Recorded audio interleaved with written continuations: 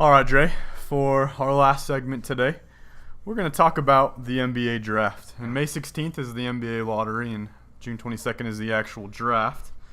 But Dre, what's your first impressions of the draft this year? Really interesting draft. How often do you see a number 8 seed have the number 1 pick potentially in the NBA draft?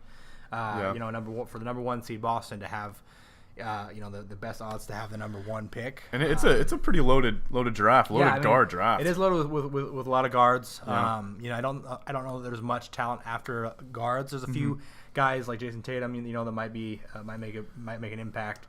But I think it's going to be mostly guard driven, and I'm really curious to see what Boston does with the first round pick. Yeah, I mean, going off the guards, you got Fultz and Josh Jackson, Lonzo Ball, Fox.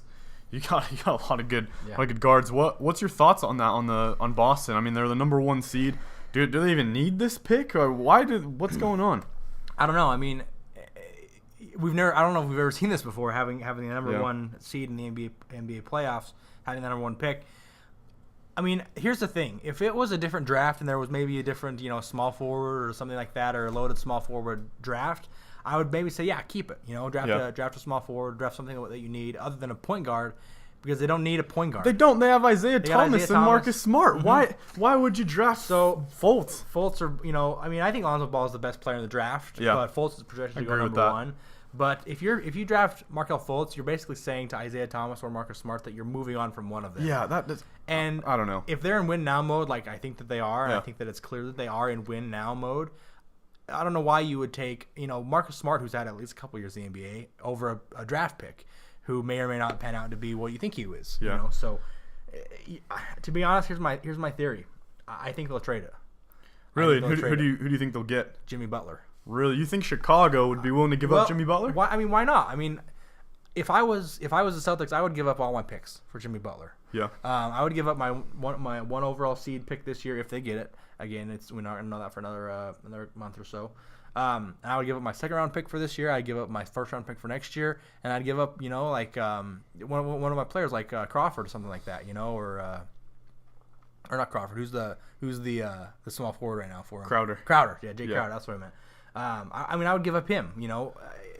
Why wouldn't you try to do everything you can to win now, like we've obviously seen that they're trying to do? I mean, I guess if the Bulls got a really good offer, I mean, you don't want to do what the Nets did, and get an old Paul Pierce and an old Kevin Garnett, and now they're suffering. That's why the Celtics got the first pick. Yeah, but I mean, they're a young team, so I don't think they have any worries about not having draft picks for another year or two. I think they'll be fine. With the Knicks departing with Melo, do you think there's any chance Boston trades to get Melo?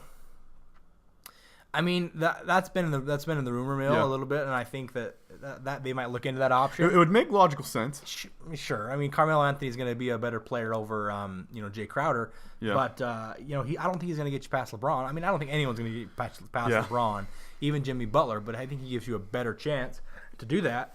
I think Jimmy Butler makes more sense than Carmelo Anthony. I mean, he's a great player. Obviously, we know that. But I don't think he's getting you past the Cavs. I mean, I'd rather have Jimmy Butler on my squad than Carmelo Anthony. But in terms of LeBron, I think Melo would put up a little better of a fight in guarding LeBron because he's got experience. He knows him. He's played him for over the years. I think he'd do a little better than Jimmy Butler. But ultimately, I think LeBron would still whoop either of them. I mean, LeBron's going to get to the finals until he's out of the league, probably. Yeah. So I mean, it just depends. I don't see there's any reason why they shouldn't trade this pick for at least somebody. And again, I guess you could say that they might, go out and try to get Gordon Hayward in free agency, which is that's been a big with Brad Stevens being his college coach. That's been a huge. But the thing about it is he's been with Quinn Snyder for like 3 times as long. I mean, he was only with Brad Stevens. We forget he was only with Brad Stevens in college for 2 years. He was a sophomore when he came out. They probably had a great relationship. I'm sure they did. That's been the main driving force behind the Gordon Hayward to the Celtics rumors.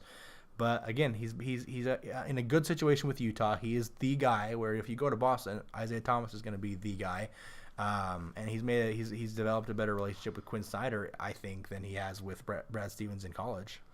Yeah, I mean, we'll see what Boston does. I think trading would be the right move. Yeah, I mean, it depends on the money. I mean, if if the Jazz offer him as much money as they possibly can, and the extra year, I bet he stays. But if they kind of try to short ball him or low ball him, I think he'll boot for the Celtics. And hopefully they can give him the money. It will be interesting what the Celtics do. I think the smart decision is trade it, try to get like a Jimmy Butler or Melo or Hayward, but we'll see who the best fit is. Now the biggest story of the NBA draft, thanks to LeVar Ball, is Mr. Lonzo Ball out of UCLA. Now he's a Southern California kid. He grew up in Southern California, Chino Hills.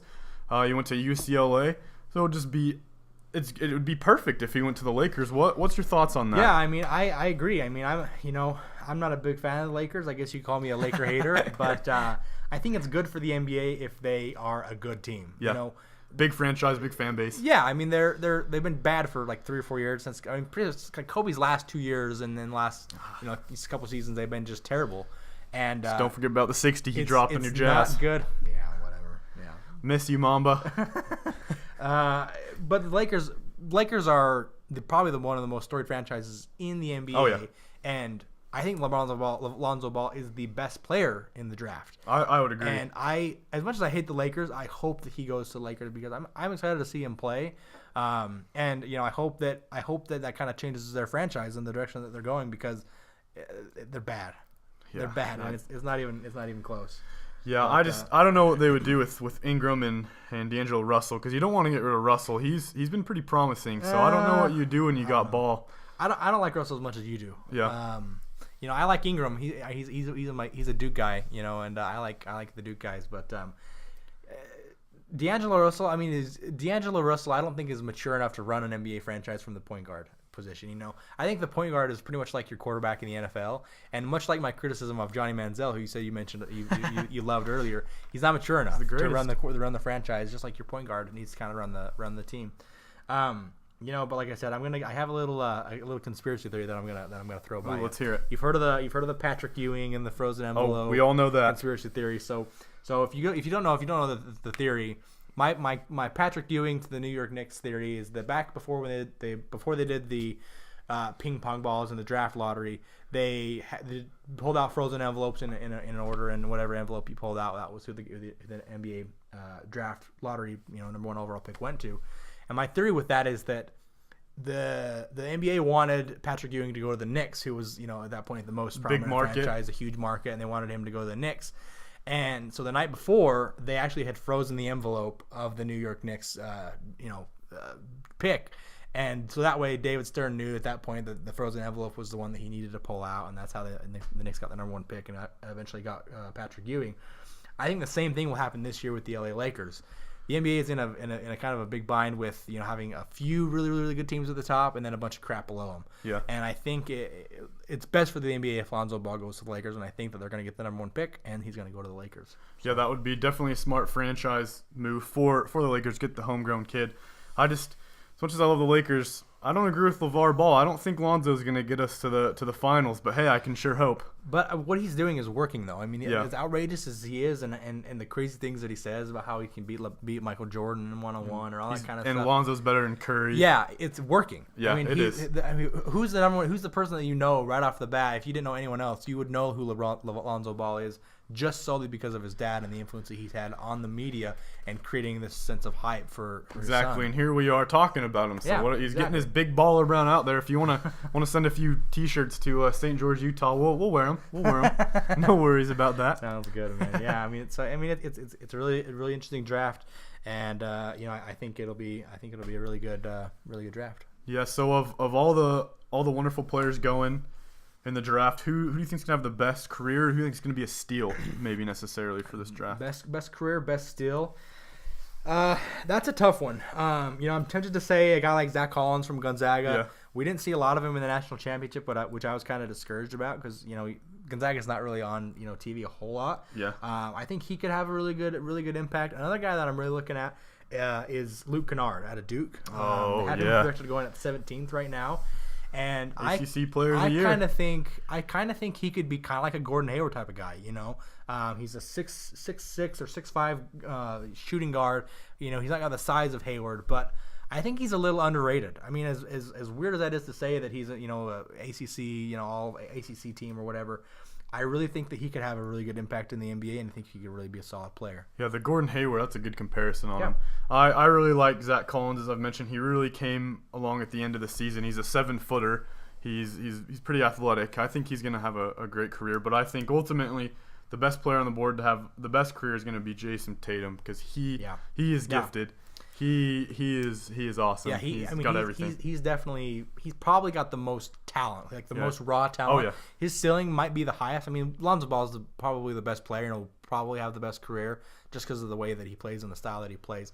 But I don't think there's any question that Jason Tatum probably has the most raw, untapped potential. Offense, defense, you name it, he's got it. He's a stud, and I can't disagree with your pick. Again, he's a Duke guy, so I gotta agree with you there with Jason Tatum.